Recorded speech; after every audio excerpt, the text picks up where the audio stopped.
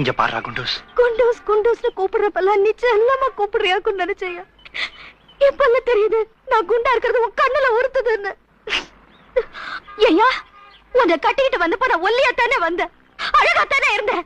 உனக்காக உழைச்சுதானே நான் இப்படி ஆயிட்டேன். ஒல்லியாத்தான் வேணும்னு எனக்கு ஆரம்பத்திலேயே சொல்லிருக்கலாம்ல. இந்த சக்காலத்தி சிரிக்கிங்க செய்யற மாதிரி அத்தையத்தெல்லாம் செய்து நானும் மிரிக்கிருப்பேன்ல. நான் என்ன பண்ணுவேன்? என் உடல் வாங்க அப்படி. 2 பிள்ளைங்களுக்கு அப்புறம் என்ன ஊறி போயிட்டு என்ன இப்படி ஆக்கிட்டு உனக்கு மட்டும் ஒல்லியா கேக்குதோ? அடே செருப்பால அத்தை தான் பாத்துடுறேன். ஒண்ணு நான் இல்லன்னு அவ இப்ப முடிவு பண்ணிக்க. உள்ள போய் பேசலாம். உள்ள போகவா? நீயா நினைச்சுக்கிட்டு இருக்கிறீரா? இத பாரு, இது என் வீடு.